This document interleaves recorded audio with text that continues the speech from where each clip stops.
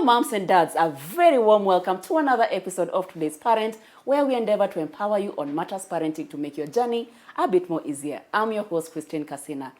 Childhood nutrition, that is our topic of today. And in studio, we have Betty Okere, who's back, a nutritionist by profession, to empower us on matters childhood nutrition. I hope you learned something from today's show.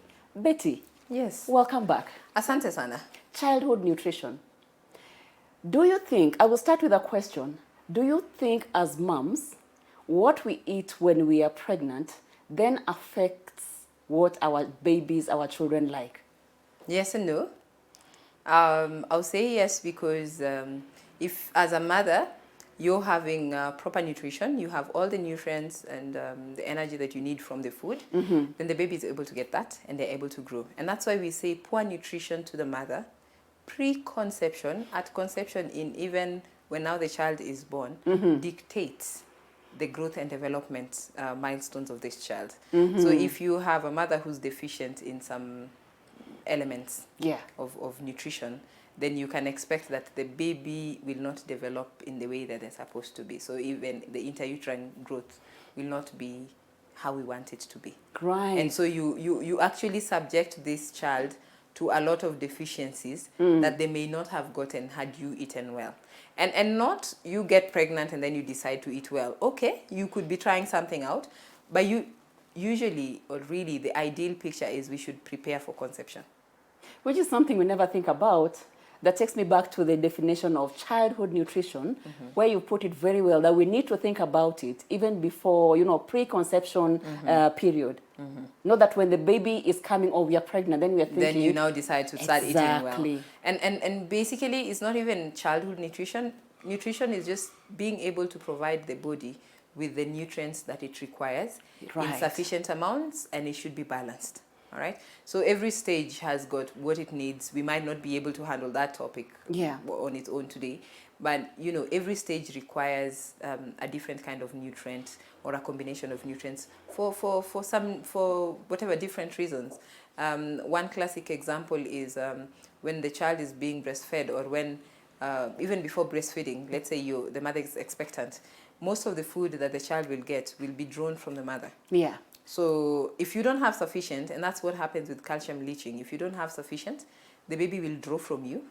They will not wait for your body to convert it into anything. And woe unto you if you're not replenishing, because that's when people are in pregnancy and they're losing their teeth. That's when you deliver and you have all these cavities from nowhere.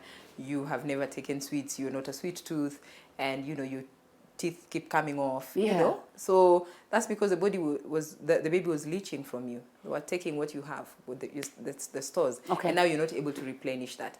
So basically, if you're able to give sufficient nutrients in required amounts at the level that the child is in, and we balance these meals, basically we are answering the question, which is childhood nutrition. Okay. Yeah. So that is what childhood nutrition is all about. Okay. Yeah. Break it down for us. I know we've done it over and over, especially in school. A balanced meal comprises of a carbohydrate, a protein. I hope they still do that. So, take us back to class. What is... What should are we say the components? Nutrition of a healthy meal? Yeah, the components of a balanced meal. Exactly. Yeah. So the components of a balanced meal. I'll try and break it into two first, and that is macronutrients and micronutrients. Macro and micro. And micro. Macro basically means big or large. Micro, small. So when you're talking about macronutrients, we are talking about the nutrition or the nutrients that the body requires, but in larger amounts. They will usually provide energy and will be the fuel that make our bodies be able to perform the major functions that we do perform, like breathing is a major function, staying alive, circulation of blood, walking, digging, and everything else in between, even talking. So macronutrients will comprise of your carbohydrates, all right? It will comprise of your proteins, and it will comprise of your fats, right? Most of the times you never really think about fats, and I see parents who cook their children's food and don't put fat because quote-unquote fat is bad. Again, we'll not touch that. Maybe on a different day, we'll talk about what the different groups of food do to your body and all that in more detail. So what macronutrients do is to provide energy for the body. If you look at carbohydrates, they will be broken down into energy, glucose. Okay. And that gives you energy. Right. So we say they are energy-giving foods. And then your proteins will be broken down into amino acids, and they help for growth and repair. So if it is children, we are talking about growth. So then if they're not having sufficient sources or amounts of proteins, then we have children not growing to the height that they should be. So they have stunted growth. Exactly. You have very tall parents and very short children. It could be anything else. You saw where I was going. It could be genetics, eh? We all want to blame genetics because it is this big word that we don't understand. Yes. And so when we keep throwing it in there, we feel safe and comfortable. I'm wondering if I'm short in my family, but continue. Maybe you are. All right. And then when you're talking about fats also provide energy, but in the form of fatty acids. But then they give you energy in higher amounts than even the carbohydrates. Right. But you probably don't need as much. And also, it does that when we don't have it's like a buffer. All right. So it does that when maybe we don't have sufficient carbohydrates and all that. Okay. So that is the macronutrients. So we go to micronutrients. Micronutrients are very essential for the body. Underline the word essential, because if we miss it, things will go wrong. Essential and very in wrong. The body. Yes. For example, you can't do without it. You know what is essential you can't do without? Like iron. Yes. No. Yes. You can't do with it. So I don't want to go into the issue of essential and non-essential, because we also have many things under that, so I don't want to go under that. But if you miss them in your body, it can be risky. Okay. And usually what is essential is what the body cannot produce for itself.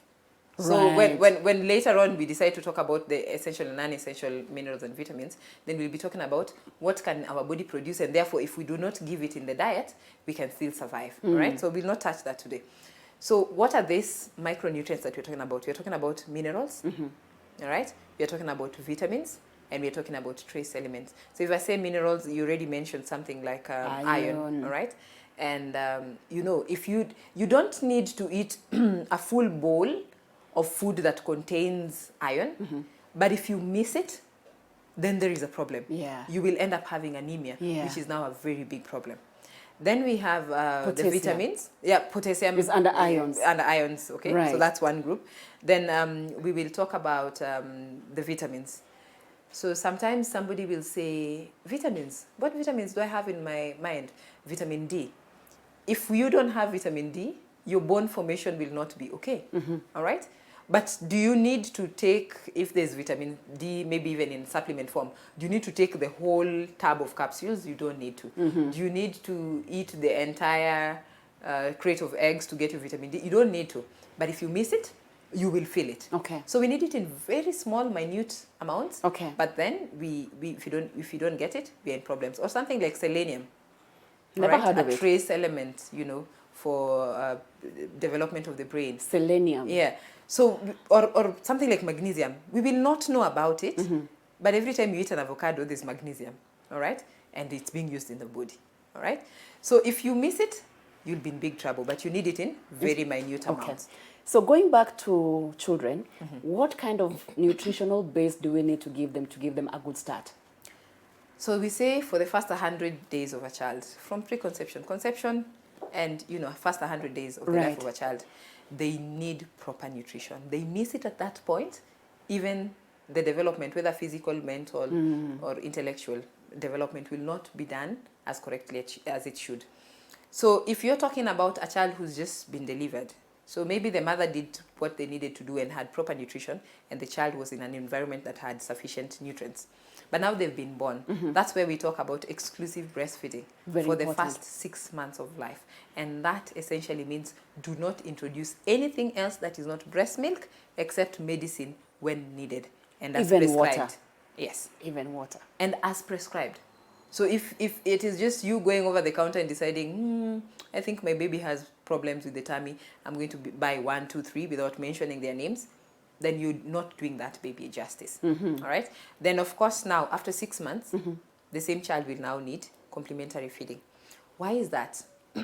Remember, the needs for something like iron will continue growing past the 6 months, yet the breast milk will not be able to provide sufficient iron after the 6 months. Yeah. All right. So what happens when we do not do complementary feeding and do it correctly? Then this child starts becoming deficient. So you have this child from a very well-to-do background, so they're not lacking anything. The mother was very well fed, but they are anemic. All right. And it is not because their body is not able to regenerate the red blood cells and give them hemoglobin. It's basically because they're not being fed properly. Yeah. So then after that, the complementary feeding, they're getting to 1 year, they're getting more active, they're playing more. They will need sufficient food, from energy to the growth and to the protection in forms of vitamins and minerals, to be able to survive that particular period. And of course, as we move along to the preschoolers and to the preteens and even to the teenagers and now adults, they will all require different amounts of food. Yes. Before we go on the break, I've remembered a bit of my home science. It must have been home science or biology. We used to see these pictures of marasmus. It was actually both. It was both. Yes. Do we still have children with marasmus, kwashiorkor? Yes. Are there cases which are still there? Yes, they are. What we see now is either because of neglect, maybe the parents are not there, and so it's a caregiver who's doing all this work, and they're not able to balance. You see, sometimes also as parents, the people we leave as caregivers, you really have to calculate, do I want to get one who doesn't have the basic knowledge and pay less and my children suffer? Absolutely. Or do I want to get somebody who has some basic education, then train them, all right, in particular elements of what I want for my children for the house? Yeah. And so you pay them as much as they want, right? So you have to make that decision.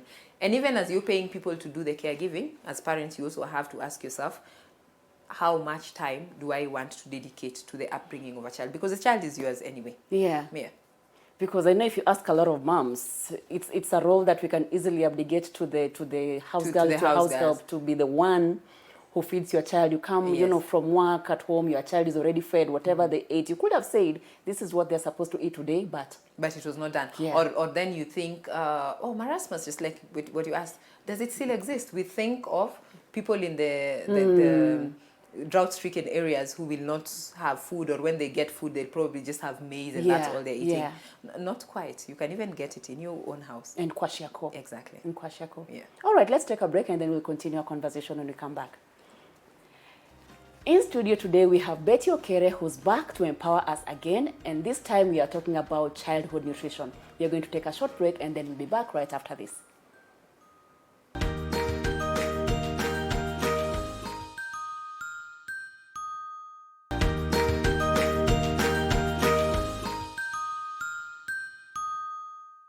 We are back from the break and we welcome you back to today's episode of Today's Parent. We have Betty Okere, a nutritionist. Our topic for today is childhood nutrition.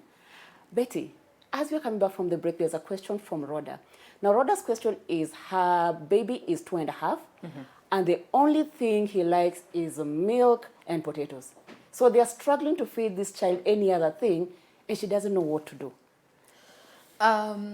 When this child is 2.5 years, Yes. I am sure there are things that were never done right from the word go. Maybe the baby had so much potatoes and they developed a love for the potatoes and the milk. And maybe the mother thought that was what was most nutritious, easy to eat, easy to prepare. And so the child was not introduced to these other foods. So they have not quite developed the taste for these foods. 2, what parents should know is that children do not do what you want them to do. You actually model what you want them to do. So if all they see you eat, if at all, is the potatoes and the milk, why not? It seems there's something interesting about it. So even as I know I keep saying that we should not, give everything at the same time, but try to introduce during complementary feeding, or what we want to call weaning, as much variety as you can. I know, for example, parents who will only feed in terms of fruits. They'll only give bananas, they'll give oranges. Actually, oranges are even left to whatever age when they start going to school. They give bananas, they give pawpaw and watermelon. The ones that are easy and then to swallow. avocado. What's easy to prepare, what's easy to swallow. So Ah. later on in life, when this child is an adult and you're trying to give them blueberries, like, What what's is that? They're not even going to eat it. or you're trying to give them kiwi, or you're trying to give them tree tomatoes, they won't eat because they have not developed the taste for it. But remember, it is what you're modeling to them. They're not going to eat what you tell them to eat. They'll eat what they have seen you eat, because then they associate it with something. The other mistake that parents do is to try and force feed their children. Yeah, because I was coming to that. For a parent like Rhoda, and I'm sure she speaks for a lot of parents, you have such a fussy eater, they will not eat anything else. And it's a serious, almost police case kind of tantrum. And you just give up and give them, today you give them the potatoes and the milk, tomorrow it's another war.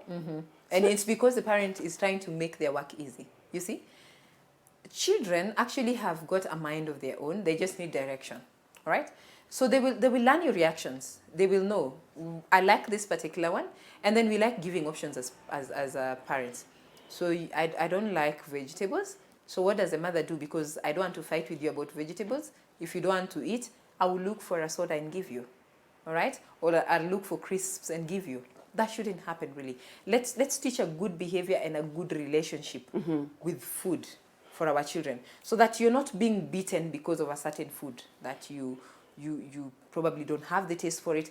And chances are your parents don't eat that food, so they're just trying to force it to the child, all right? So if you can't eat something, why are you giving it to the child? The other thing that may create fuzzy eaters, and I'm not trying to rubbish the fact that you could have done everything and created the best foods with cartoon faces of carrots, and the child will still not eat. Working. All right? Sometimes they're slow eaters. They chew much slowly, and you want them to finish so much food. Sometimes they get turned off by the amount of food that has been put. They're looking at it as a punishment, like, that's such big plates. Do I have to finish it? What if I don't finish it? I'll be beaten. So you have to help the children develop a very good relationship with food.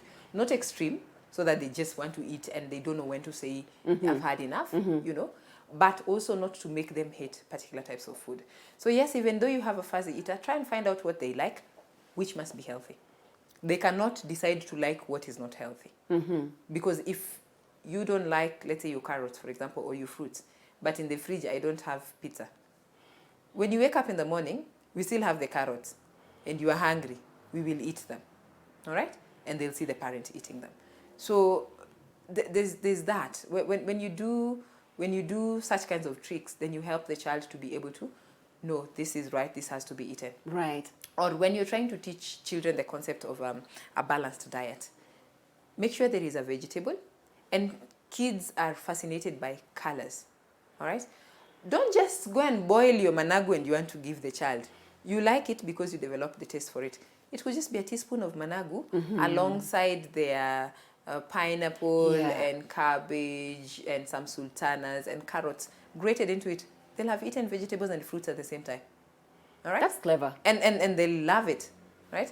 Next time you want them to eat their vegetables, cut your cucumbers into nice shapes and have it with their buttered bread with some peanut butter on one end, and then with their egg, or even do something like a Scotch egg. So they have their protein, they have their carbohydrates, and vegetables in there. They don't have to eat a whole plate of it. So it depends with the whatever type of age. And eventually, if we say maybe in a day, a child who's about a preschooler to, are they 3 to 5 year olds, will probably need a cup or a cup and a half of vegetables.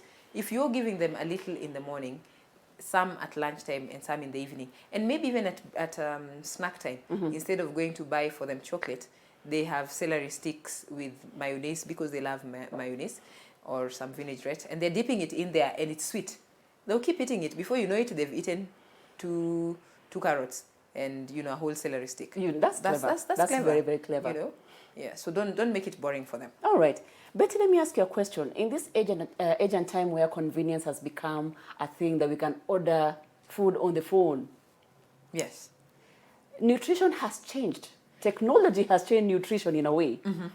For any parent who's worried about childhood obesity, where are we at when it comes to obesity in our kids?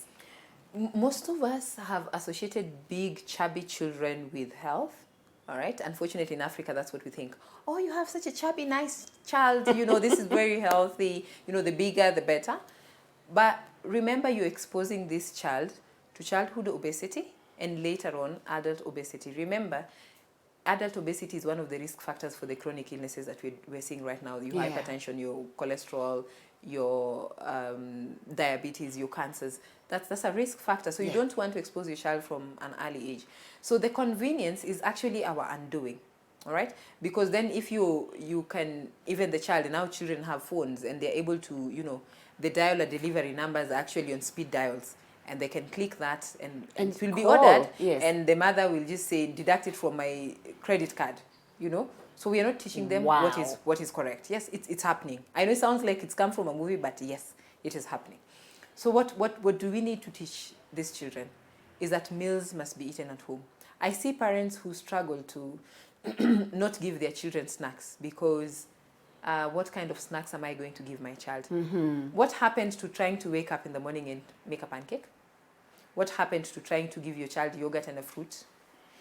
Why are you giving them a whole crisp packet and juice, and that is going to interfere with their brain development? Because they will be so drowsy and groggy when they should be. They should be concentrating. They won't be able to concentrate. They have a surge of energy, and then they just flatline. Exactly. So the brain can't cope. The brain will be trying to think, how do I create more sugar because now I need it? And what does the brain do? It starts using stress hormones. So from that early age, the child is stressed out already. What happens to this child when you tell them to learn math? They'll find it even more stressful. They can't. And then you'll think they're dumb. They're not dumb. You're probably not just providing proper nutrition. So what happens at home? First rule of the thumb, provide breakfast and eat it with them. What kind of breakfast? It has to be a healthy breakfast. Must have a carbohydrate, must have a protein. Try and make sure there is a vegetable and a fruit. Wait, carbohydrate? So we talked about carbohydrate being a macronutrient. So there's carbohydrate.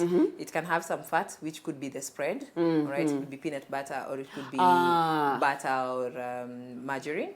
I try to stay away from the jams and the marmalades because as much as quote unquote they're labeled natural, it's a lot of fruit together and a lot of stabilizers that may not really make them very healthy. And remember, that's extra sugar. So we want to avoid that added sugar and just give a healthy breakfast. And of course, if you're talking about a vegetable, trying to minimize the amount of vegetables you'll put on one plate at one meal, right? So give them in bits and then give a fruit.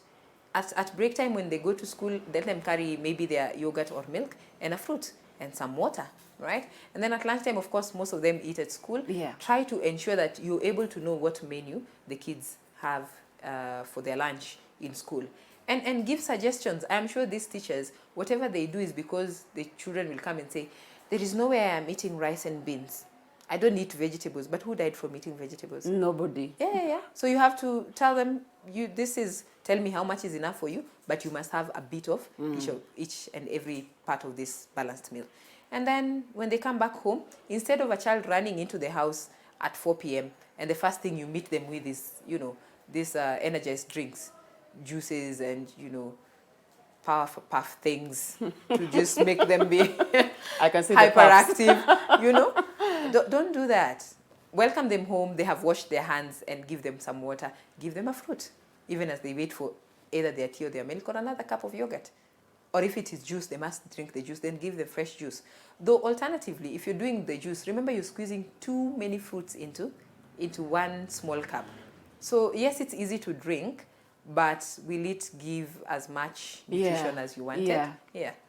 And it feels like a hassle. You can imagine to prepare a full glass of fresh orange juice. Yeah, exactly. Then give the child the orange. They will eat it. Then when you have time, you can prepare orange juice and you drink it as a family, maybe once every other Saturday or every other Sunday. Absolutely. That makes work easy. But don't go for convenience. You have all this packeted juice Monday to Friday. The child will not be able to get sufficient energy to be able to study. So you'd recommend that we try and make our fresh juices at home? Or just give fruits. Or just give the fruit. And water. Yeah. That's the different way of looking at it. Yes. Okay. For snacks, yes, especially for school-going children, what kind of snacks would you recommend? So I'd recommend having food from home. I know parents who say, my child, for example, cannot eat sweet potatoes or arrowroot. But have you ever sat down to think maybe it's the way we prepare it? How about you boil it and then you grease it with some oil, put it in the grill, in the oven, and then brown it a bit, they would probably love the taste and they can carry that to school. I've never thought of that, because the only way we know and traditionally how to prepare sweet potatoes, arrowroot, is to boil, cut into pieces, and eat it. And then the other thing is the stigma that the children find in school, especially the preschoolers and sometimes the teenagers, because they will carry that and their friends will carry slices of pizza and crisps. And so, they become a laughing stock.